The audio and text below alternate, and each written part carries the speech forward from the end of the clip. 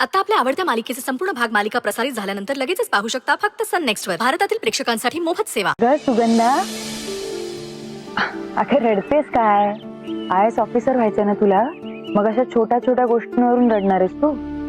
अगं उलट रडण्यापेक्षा फाईट करायचं असतं. मी पण तुझ्यासारखीच छोट्या परिस्थितीतून आता मोठी झाली आहे की नाही. रडू नकोस. आणि मला खात्री आहे तू IAS ऑफिसर होशील. आणि मला हेही खात्री आहे की तुझ्या मनाविरुद्ध कोणाशी लग्न लावलं जाणार नाही. मी आहे ना, मी असं नाही होऊ देणार. भाऊजी, मला या सुगंधासारख्या मुलीसाठी शाळा उभं करायची. असो. सुगंधा, मला कुठे राहतेस तू? आमचं स्वतःचं शेत होतं, तिकडे एक छोटस घर आहे पत्र्याचं. अच्छा, शेत होतं म्हणजे? हो होतं. आता ते आमचं नाही. बाबांना पैशाची गरज होती ना, म्हणून त्यांनी सरपंचाला विकलं ते. आणि त्या बदल्यात किती पैसे मिळाले? 5,000. त्या आईची तब्येत बरी नव्हती ना, म्हणून तिच्या आजारपणासाठी हवे होते. म्हणजे फक्त 5,000साठी तुम्ही जमीन विकली? हो. तो पाटील नालायकच आहे मेला. पैशासाठी हापापलेला असतो. तेच जमीन आणि बाई त्याच्या नजरेतून कधीच सुटली नाही. पण मग तुम्ही याला विरोध नाही केला? कोण बोलणार त्याला? पैशाच्या नावाखाली सरपंच निवडणूक जिंकला. आता त्याला कोण बोलायला गेलं तर तो माणूसच गायब होतो. अरे मग तुम्ही पोलीस कंप्लेंट का नाही केली? काही फायदा नाही ताई, सगळे मी आलेले आहेत. नाही नाही, ते सगळं थांबायला पाहिजे. खूप भयानक. ताई, आता तूच काहीतरी कर.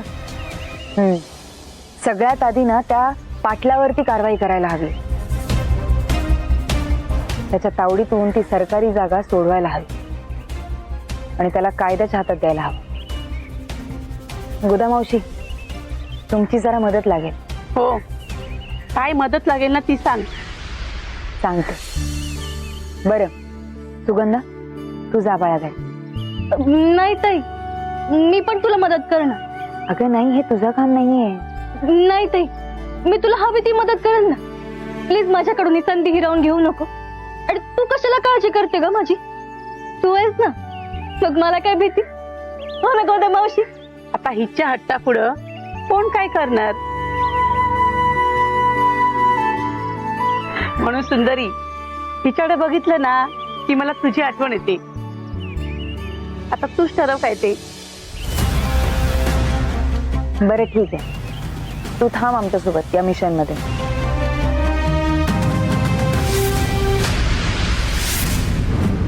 हो कविता वहिनी, कसे आहे? कसं आहे कृष्ण दादा? अहो पण तुम्हाला माहितीये का गावात काय चाललंय? अहो असं काय करता? अहो आपल्या शाळेसाठी राखीव ठेवलेली जमीन हडपली जातीये. हे माहिती नाही तुम्हाला? काय हो हा? आपल्या सुंदरी मॅडम माहितीये तुम्हाला? अहो IAS ऑफिसर, त्यांनी बोलावलंय आपल्याला या संदर्भात बोलायला. हा, आपल्याला जायचं. चला चला चला दादा चला.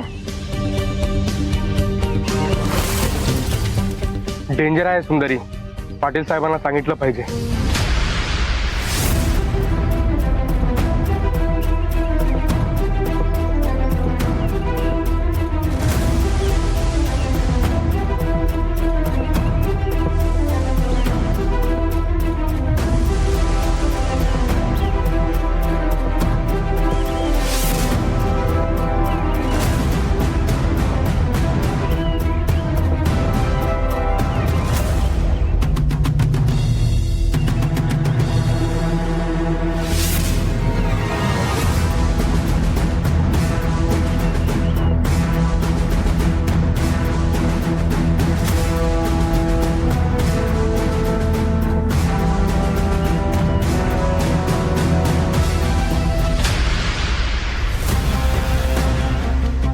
नमस्कार.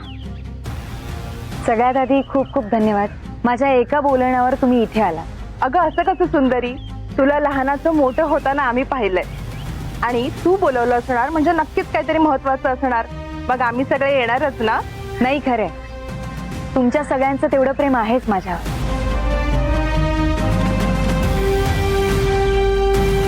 तुम्हा सगळ्यांना तर माहितीये की मी याच गावात लहानाची मोठी झाली. माझ्या आई वडिलांनी, माझ्या सासू सासऱ्यांनी माझ्या शिक्षणाला पाठिंबा दिला म्हणून मी इथवर येऊन पोहोचले. पण आजही अशा कित्येक मुली ज्यांना त्यांच्या घरच्यांचा पाठिंबा नाही मिळत. बरं, ही सुगंधा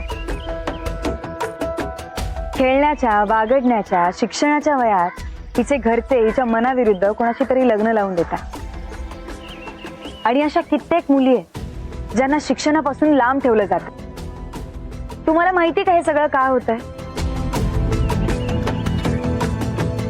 अगं पण सुंदरी, तुला तर माहिती आहे ना, आपल्या गावात एकच शाळा आहे आणि ती सुद्धा महाग. म्हणून तर मग असं वाटतं की शिकण्यापेक्षा उलट नुकसानच होतंय ना. मला मान्य आहे शिक्षण महाग आहे, पण स्वस्त शिक्षण मिळवणं हा सुद्धा आपला अधिकार आहे की नाही? आणि त्यासाठी आपल्याला लढायलाच हवं. त्या बदल्यात शिक्षणच नको असा विचार करणं चुकीचं आहे. बरं, हे सगळं राहू द्या. मला एक सांगा, तुम्हाला एक गोष्ट माहिती आहे का? तुमच्याच गावात म्हणजे आपल्याच गावात गेली 25 वर्ष सरकारने शाळेसाठी राखीव जमीन दिली होती. त्याबद्दल तुम्हाला माहिती आहे का?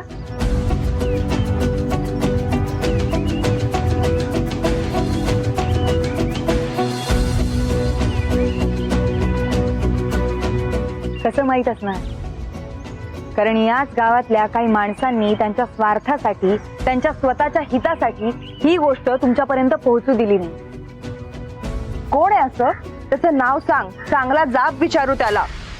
सांगते, पण त्याआधी मला सांगा की या गावचा सरपंच कसा आहे? अहो सरपंच चांगला माणूस आहे. अहो जोमात काम करतो आणि आम्हालाही म्हणालाय की तुम्हालाही रोजगार देऊ म्हणून.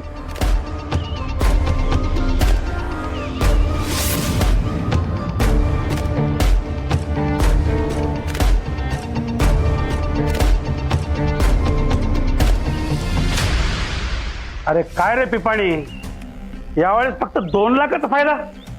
पाटील साहेब, पाटील साहेब, पाटील साहेब, काय झालं रे? कोण मेलं आणि काय बोंबलतो माझ्या नावानं? अजून कोणी मेलं नाही, पण मरणार. कोण? तुम्ही. अरे ते सुंदरी सगळ्या गावकऱ्यांना जमा करते आणि शाळेच्या जमिनीच्या फॅक्टरीची स्टोरी सांगते साहेब.